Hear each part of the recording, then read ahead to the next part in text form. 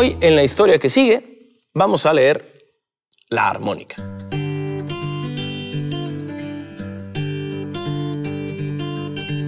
Ruperto era un muchacho de 20 años, tan alto que parecía un gigante y de ideas tan pequeñas que parecía un bebé. Su mamá sabía que Ruperto era lo que los doctores llaman un autista, porque apenas hablaba y se la pasaba mirando al cielo. Pero Ruperto no sabía qué era ser autista y no le importaba. En cambio, Ruperto sabía otras cosas. Sabía que no podía perderse las noticias en la televisión a las 6 y que la cena era a las 7:30. Sabía que los domingos había que ir a visitar a la tía Eulalia. Sabía que las cosas no deben tirarse a la basura si todavía sirven. Sabía que los niños, los animales y las plantas demandan cuidado. Sabía que es más importante ser amable que ser listo. Lo que Ruperto no sabía era que, como autista, no podía aspirar a lo que los adultos piensan que son grandes cosas. Por ejemplo, no podía ser ingeniero, arquitecto o doctor. Desde luego, Ruperto tampoco sabía que su mamá decía a todo el mundo: «Mi hijo Ruperto algún día va a llegar muy lejos», porque siempre lo decía cuando él no estaba presente. Y tampoco sabía que ella lo decía en serio. Mucho menos sabía que su mamá estaba orgullosa de él porque daba de comer a las aves y cuidaba a los bebés de otras personas cuando sus mamás ya estaban hartas o exhaustas. Y precisamente ese fue el problema. Porque cuando Ruperto oyó decir a su mamá: «Mi hijo Ruperto algún día va a llegar muy lejos», pensó durante toda la noche sobre lo que su mamá quería decir. Y como no quería decepcionar a su madre, prefirió no preguntar. Pero estaba muy preocupado, pues tal vez sí la estaba decepcionando. Así que Ruperto salió de su casa dispuesto a emprender el largo viaje que lo debía llevar lejos y se marchó.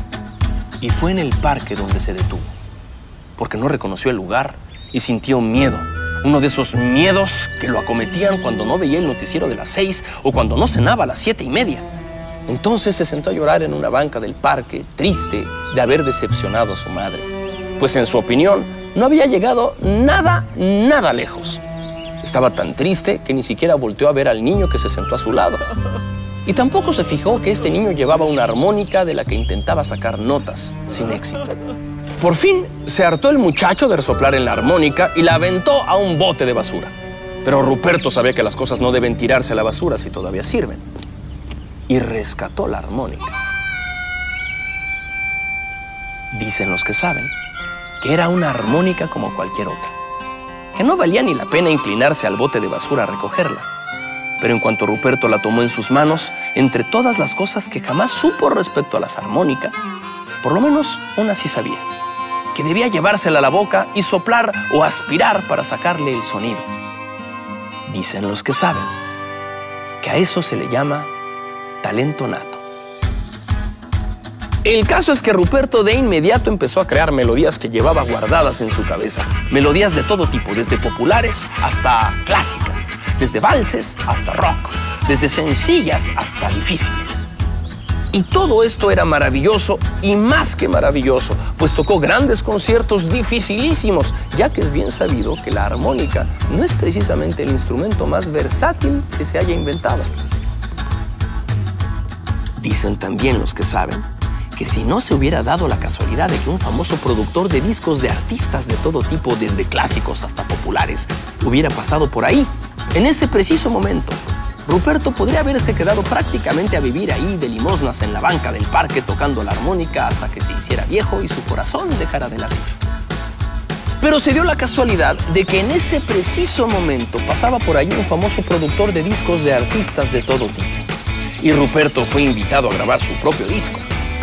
Dicen también los que saben que Ruperto no solo era bueno, sino que era el mejor músico de todos los tiempos. Decían todos sus discos compactos. Tocó en todos los rincones del planeta, en todas las salas de conciertos, y fue ovacionado por todos los públicos. Pero he aquí que un día a uno de esos locutores de la radio se le ocurrió decir: «Ruperto es tan bueno que es imposible que llegue más lejos». Y Ruperto, que lo escuchó por descuido, supo a lo que se refería el locutor y a lo que se refería su mamá.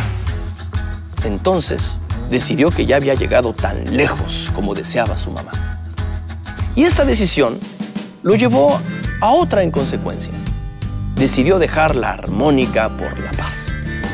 Antes de que Ruperto cumpliera 70 años, un día de 1970, mientras cuidaba en su jardín a un bebé de esos que algunas mamás le llevaban de tarde en tarde para poder ir al cine con los papás y tomarse un café, se le ocurrió tomar otra vez la armónica y soplar en ella una última nota.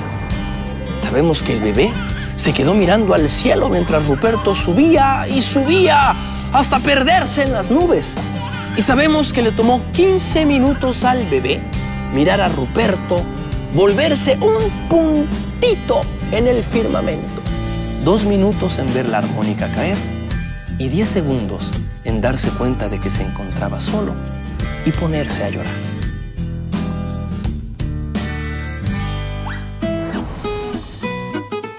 La armónica, de Toño Malpica. Ilustraciones de Aitana Carrasco. Ediciones El Naranjo.